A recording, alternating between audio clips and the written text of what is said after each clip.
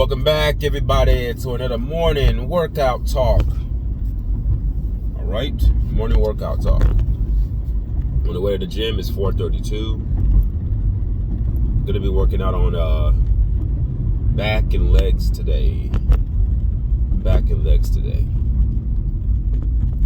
don't know about you guys if you do go to the gym, but maybe because of my age, but I don't even think it's about age. I think everyone should do this. I can't just get in there and just start working out. I have to actually take time to intentionally stretch. Like, I'm very, very intentional about stretching. I make it a very,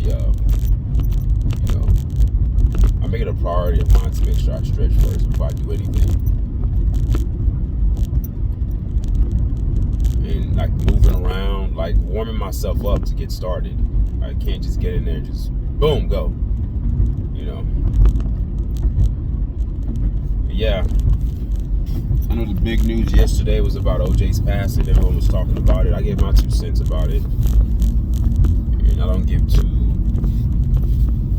two rats piss about his death. Actually, I didn't feel anything of it. I never had an emotional connection with him. I just feel like I told you guys when I first heard it. I saw it. Well, I saw it online, but I saw his face. I didn't read the subtitle. I just said O.J. Simpson. I said whatever. That's how insignificant he is to me. That I saw his. When you go on the internet and whenever there's like a popular story, you get these feeds, especially like on my phone. Like, I saw his face, but he's so insignificant to me that I didn't even take time to read the subtitle, the title underneath the illustration. His face. I just skipped it.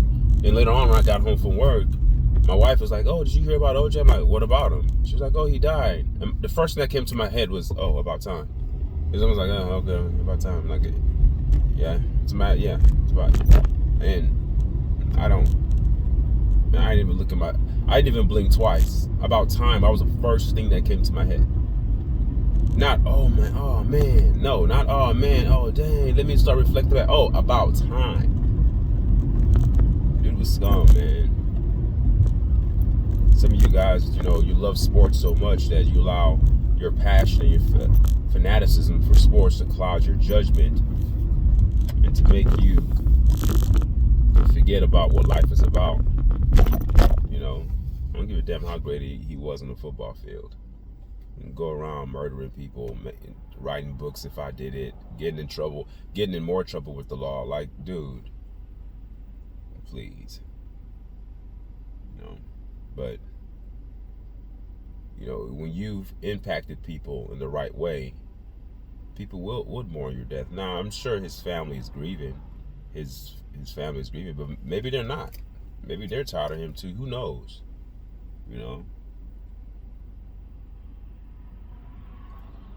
Grandpa murdered your grandma. How does that sound? Yeah, man. That's why I encourage my melanated man, leave these pale-skinned women alone. All right? Leave them alone. Leave them alone.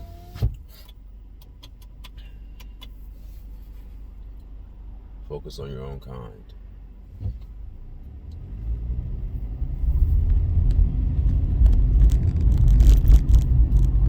Again, back and legs. And yeah, man, in terms of my cleansing out process, I'm not as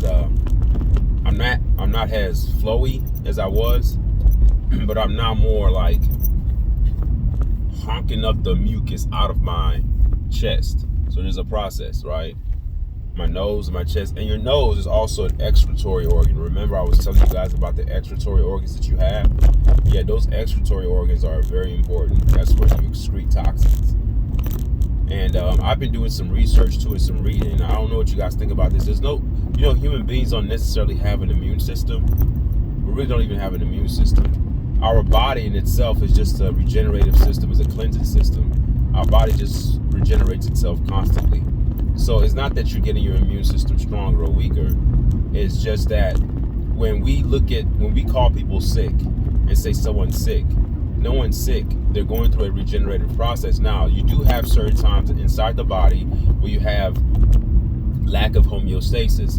And the term homeostasis is just a fancy word for balance, right? The body's supposed to be functioning with harmony, all right? With harmony and balance. Whenever there's an imbalance with the chemicals in your body, the chemicals in your brain, and if your cells are starved of nutrients, if you are nutritionally deficient, what happens is that your body starts to emit symptoms. Now, your body at that point is not releasing toxins. That's not a regenerative process. That's not what we refer to, or what doctors refer to as cell apoptosis, which is called cell death.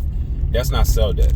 Cell death is a natural regenerative process of the body and the cells to rejuvenate itself. That's one thing. But whenever you have diseases, and when I say diseases, I literally mean diseases. DIS / or space eases. When your body is not at ease, it's at a dis-ease. That means that things are not flowing harmoniously.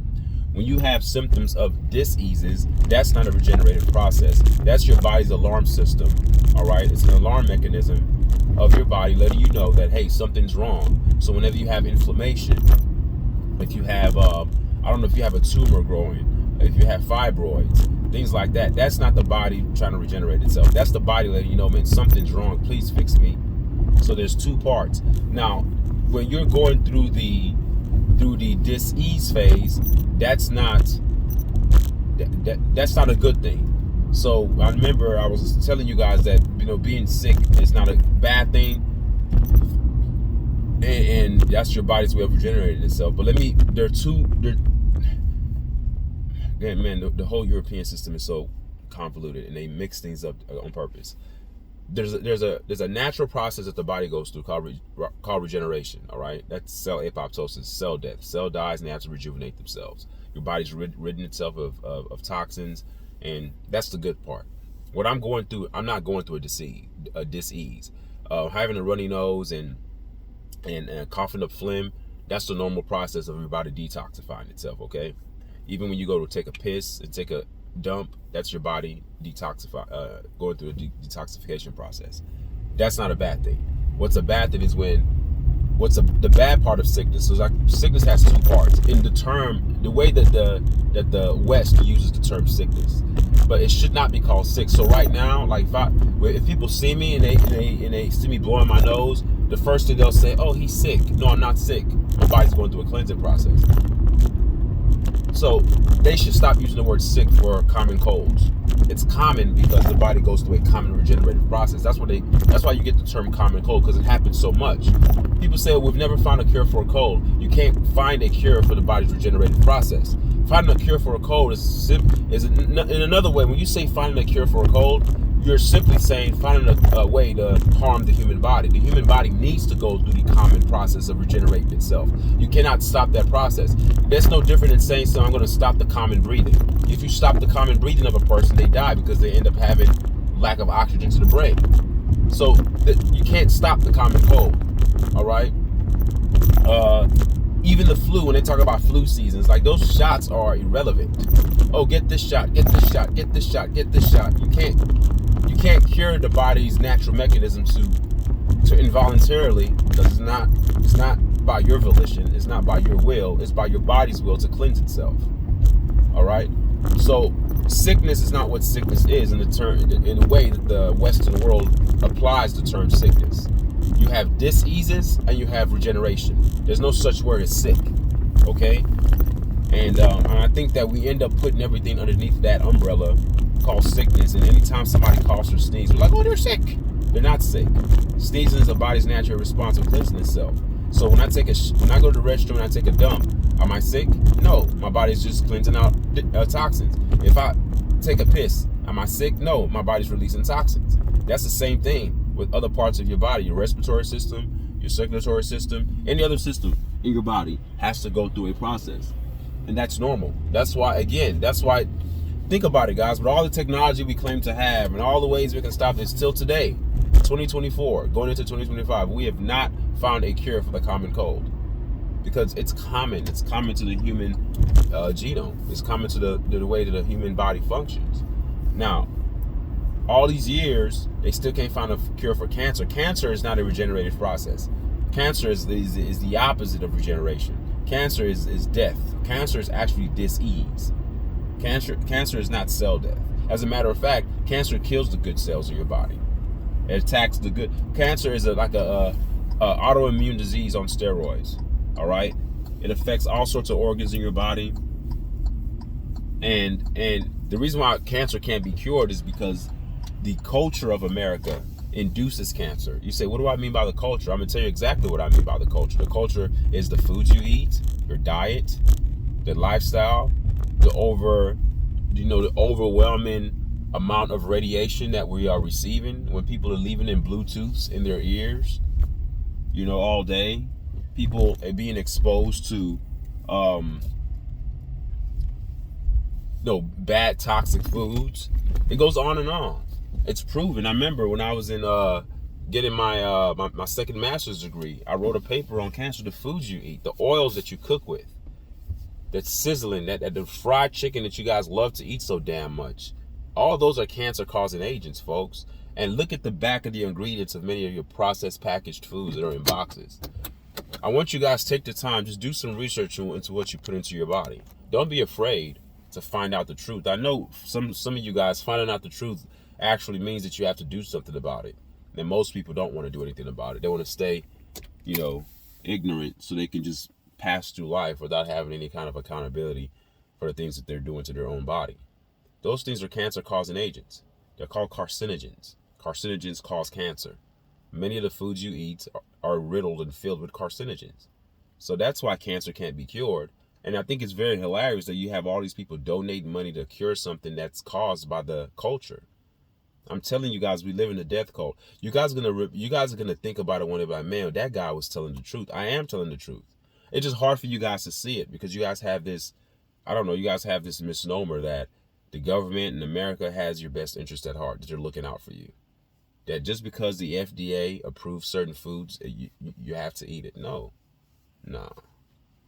We have to go back to the simple forms of life.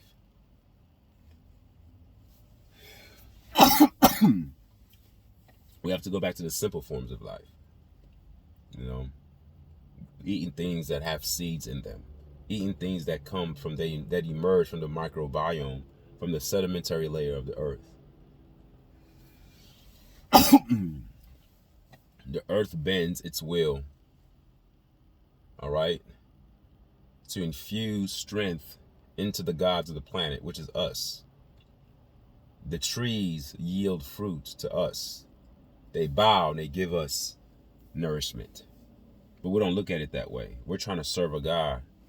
And the source, all right, the source, and I say source, that means the ultimate state of consciousness. That's who I refer to as a God.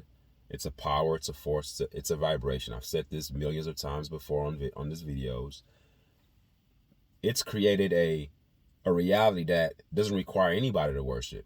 Your environment worships you if you take care of your environment. There's a synergistic relationship that takes place between nature and humanity.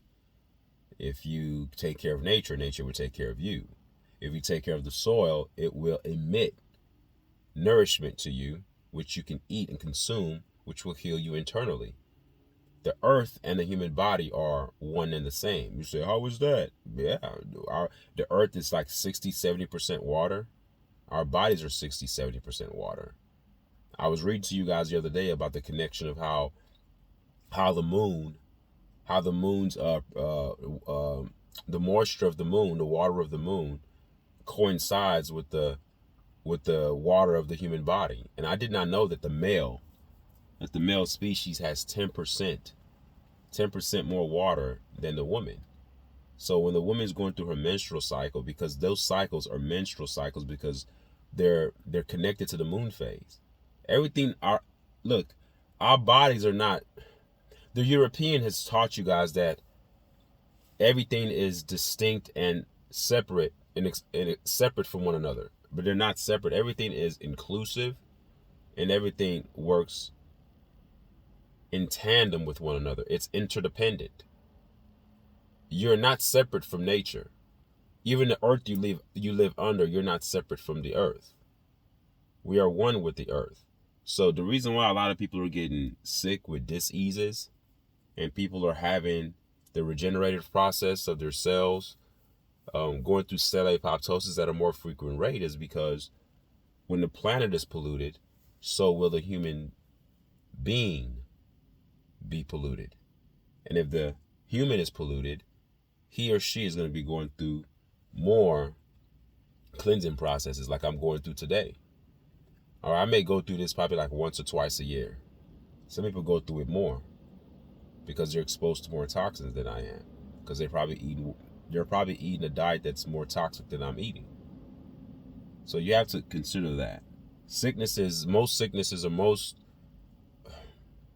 wouldn't even call it sicknesses. Again, I have to unlearn everything that I've learned.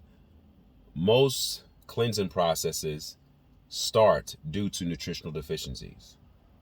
Psychological stress is another factor of why people, go through that regenerative process. That can cause your body to fight back, to want to put itself back in balance. And sometimes psychological stress can cause diseases, like real sickness, not regeneration, like real sickness. Psychological stress over a long period of time can be cancerous because the chemicals in the body are not balanced. All right, we're wired as electrical beings, and we need to make sure that we are plugged into the right things. And if we're not plugged into the right things, both from a physical perspective and a spiritual perspective, we're doomed. Spiritual perspective means the way you think, the way you live. Physical perspective is what you eat, what you do with your body. And if you don't think straight, you can't act straight. That's why I never separate the two. That's why I made a comment before on my page, on my channel, and somebody didn't understand what I was saying. I felt like I was like a Jesus kind of person, like speaking in parables. I'm like, the guy doesn't understand it. He was like, how can somebody be sick? How can you blame a person who's sick, saying they're sick spiritually? Like I said something to the degree that if a person is sick physically, they were sick mentally first. And he didn't understand that. He was like, what? So if someone is sick, you're blaming it on their mindset? No. I'm saying that the physical sickness that you see displaying itself externally first started mentally. And I gave the example of an alcoholic. Before a person becomes an alcoholic, their mind has to be sick first, because your mind is the one provoking and influencing your decision making. When you began drinking and now you become dependent upon the alcohol, your mind is gone. But it's first started spiritually. It started with your mind first. You had to be sick first. Because the only way I could tell you're sick mentally and sick spiritually is to see what you do externally. How you treat people, what you eat, what your addictions are, what you crave, your temperament. That tells me everything about a person's spiritual system. Not how many times you go to church, not how many times you read your damn Bible. I can give a damn about that. That's the external stuff. Anyone can fake that. Okay? There's always an intermingling with thought and act. Thought and act. Because the thought provokes the act. The act never provokes the thought. The act is just a physical manifestation of the spiritual manifestation that emerges within, that no one can see. No one can conceptualize thought, but it can be conceptualized in the abstract realm, in the third dimensional realm, by actions that you can see it. For instance, if I'm angry, it starts with thought. I think about something that angers me, then if I go punch somebody, that's the physical manifestation of the anger that I held inside. So someone can look at me and say, okay, yeah, spiritually, he's in a bad place, he's in a dark place right now. How do you know? From the actions. The actions tell me your spiritual state. That's why I encourage guys that I talk to. I said, I understand that you guys are fixated on the way the woman looks, her body. You're so predicated on the physical, but please monitor the mental, monitor the spiritual side of the woman. They're like, what do you mean the spiritual side? She goes to church. I'm like, not that. That's not what I'm talking about. I don't give a damn how many times she goes to church. Watch how she behaves. Watch her temperament. Watch how she responds to high stress, high level situations. Okay? That's how you end up having a better idea of a person's spiritual state. Watch how they eat. Are they gluttonous? Do they overeat? That's a symptom of lack of control. How do they handle stress? That's always a big one to me. When things are not going well, look at them, observe them. Look at the things that no one cares about. It's not always about sex, guys. Because if you make the decision to be with that woman, that her spirit is what's going to keep your relationship together. Not the size of her ass and tits. Those physical things come and go. What's going to keep the relationship together, sort of like a cohesive glue, is her spirit side, which makes the lovemaking more climactic. It's not because, oh, she's sexy. It's, man, the way she behaves, coupled with her physique, makes the lovemaking much more impactful and much more pleasurable as well. All right, it's 4:52. I'm going to stop my morning workout talk, and start getting my bags ready to get into the gym. But thank you guys for indulging me for another morning workout talk, and I'll see you guys on Monday.